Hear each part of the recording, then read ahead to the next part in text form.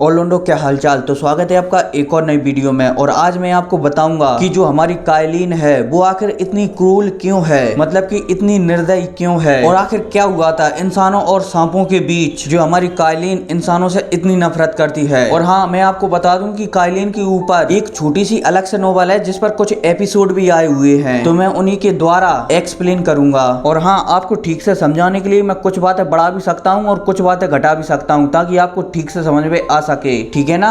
तो बिना किसी देरी की वीडियो को शुरू करते हैं। तो एपिसोड के शुरुआत में बताया जाता है कि आज से हजारों सालों पहले इंसानों की पॉपुलेशन बहुत ही ज्यादा हो गई थी और वहीं सांपों की पॉपुलेशन बहुत ही कम होती जा रही थी। इसलिए इंसानों ने सांपों का जीना मुश्किल कर दिया। इसलिए इंसानों और सांपों के बीच एकदम बहुत ही तगड़ी लड़ाई होती है जिसमें सांप बुरी तरह से हार जाते हैं और कई हजार सांपों के वॉरियर मारे जाते हैं और वो अपनी जान बचाने के लिए रेगिस्तान में, मतलब कि टाइगर डेजर्ट में आकर रहने लगते हैं। और फिर सीन शिफ्ट होता है और हमें एक धधकता हुआ सूरज बताया जाता है जहां वो टाइगर डेजर्ट में अपनी गर्मी का प्रकोप बरसा रहा होता है। और वहीं हमें एक गधों का ग्रुप बताया जाता है जो कुछ सांपों जैसी दिखने वाली लड़कियों को अपने साथ गुलाम बनाकर ले जा रहा होता है। और वहीं हमें एक स्नेक लड़की दिखती है जो कि सामने वाले आदमी से कहती है कि मुझे पानी चाहिए। तो आदमी भी उसके गाल से हाथ लगाते हुए कहता है कि अगर पानी मेरे पास होता तो मैं खुद ही नहीं पी लेता, और हंसने लगता है हा हा हा हा। लेकिन तभी उसे वहां पर एक व्यापारी अपनी ओर आते हुए दिखता है तो वो उसके पास जाकर उसके टैंकर से पानी पीने लगता है। और जब व्यापारी की नजर उस फीमेल स्नेक पर पड़ती है तो वो उसके पास जाने लगता है। और जब वो गधों का लीडर व्यापारी को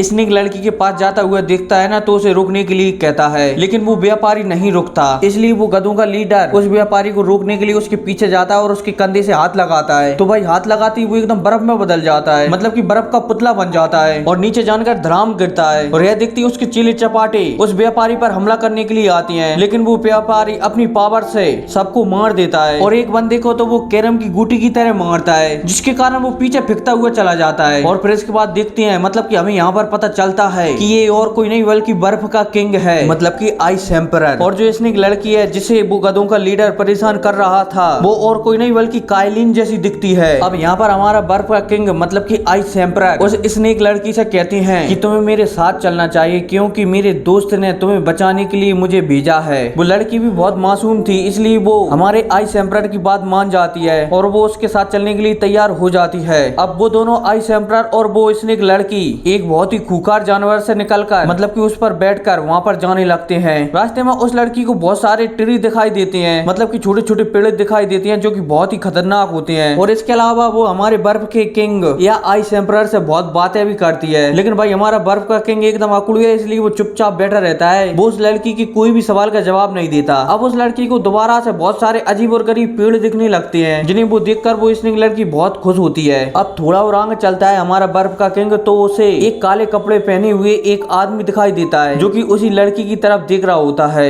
और हमारा बर्फ का किंग उसे देखते ही समझ जाता है कि ये आदमी मेरे बराबर ही ताकतवर है। लेकिन इससे पहले कुछ होता, वो आदमी हमारे बर्फ के किंग पर हमला कर देता है। और फिर क्या उन दोनों के बीच बहुत ही तगड़ी फाइट होती है, लगे तेरी जहाँ पर टेक्निक उपयोग की जाती है अलग अलग। अब हमारा बर्फ का किंग और वो आदमी एक बराबरी फाइट कर रहे थे इसलिए उनमें से कोई भी नहीं जीतता। और वहीं हमारा बर्फ का किंग उस लड़की से कहता है कि तुम एक स्नेक वॉरियर हो, तुम मुझे क्यों मारना चाहती हो। लेकिन वो स्नेक वॉरियर हमारे बर्फ के किंग को कुछ नहीं बताती और ना ही कुछ कहती है। इसकी जगह वो वहां पर एक छलावा प्रकट कर देती है। लेकिन हमारा बर्फ का किंग उस छलावे को पहचान लेता है और उसे तोड़ देता है। और फिर क्या दोबारा से उनके बीच लगे तेरी फाइट होने लगती है। लेकिन इस बार हमारा बर्फ का किंग हार जाता है और वो स्नेक वॉरियर हमारे बर्फ के किंग पर एक स्नेक टाइप की सील चढ़ा देती है। और हाँ, अब मैं आपको अगली वीडियो में बताऊंगा कि इससे आगे क्या हुआ और इसके अलावा हमारी हॉटेस्ट क्वीन और इस लड़की के बीच क्या मामला है जिससे कि उनकी शक्ल मिलती है। तो इसकी वीडियो बहुत जल्द आएगी, ठीक है ना। तो जल्दी से चैनल को सब्सक्राइब कर दो। मिलते हैं अगले वीडियो में, तब तक के लिए टेक केयर एंड